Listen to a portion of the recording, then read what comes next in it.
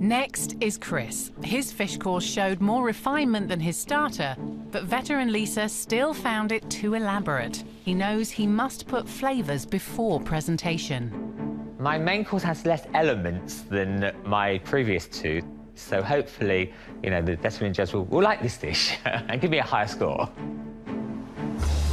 Hello, Chris. Good morning, how are you? Very good. Yourself? Very well, thank you. Feeling good today? Yeah, feeling on form. Right. Well, what's your dish called? What's the inspiration behind it? So my dish is called the Ashes Over and Down Under. Right, OK. So what I'm doing, I'm celebrating Great Britain and the sport, so I'm focusing on sport today. In the moment, we're the present holders of the Ashes, so I'm going to make an edible cricket pitch. OK, OK.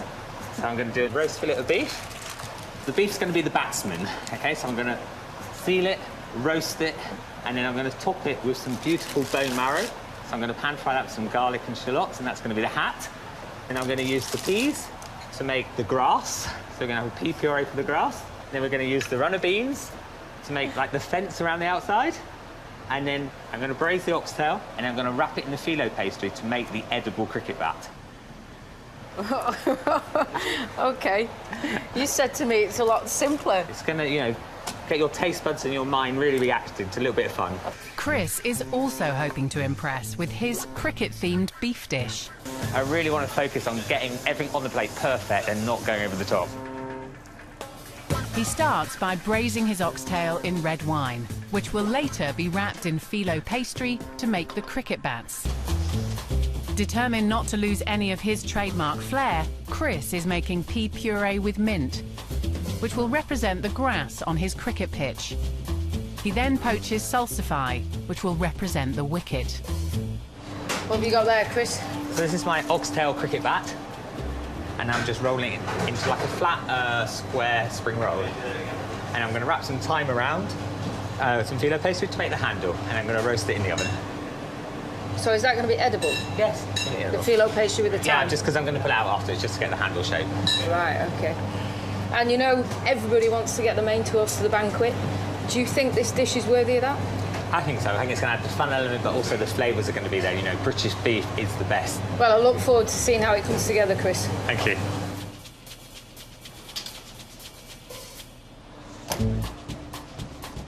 Chris then works on the bone marrow, which he slices and pan-fries with garlic and shallots.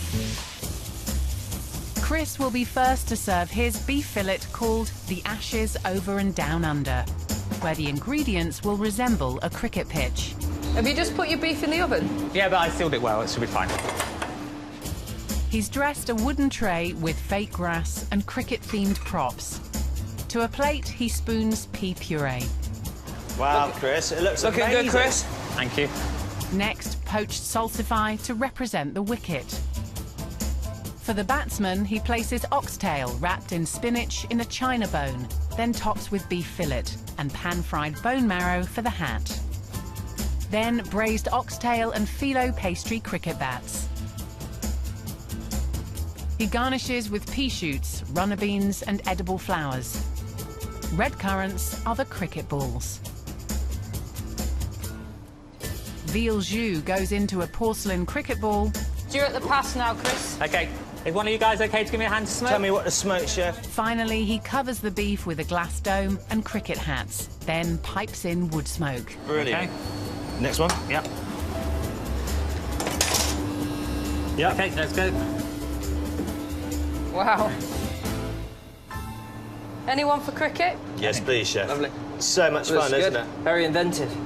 Oh, let's go and taste. Great. So, lightly smoke Yeah. underneath there. Symbolises the ashes, I guess. Yeah. So the beef. The seasoning, you think there's enough? Yeah, I think there's enough, because obviously you've got the bit of smokiness on there as well. Nicely seasoned. Taste Really the nice thyme on seasoned. there, can't you? Mm-hmm. Do you think the bone marrow adds flavour to the beef? I think so, because obviously bone marrow is a very nice texture. Oh, the bone marrow's a really nice, that nice spready bit, Yeah, you know. good. Lovely. Moistens up.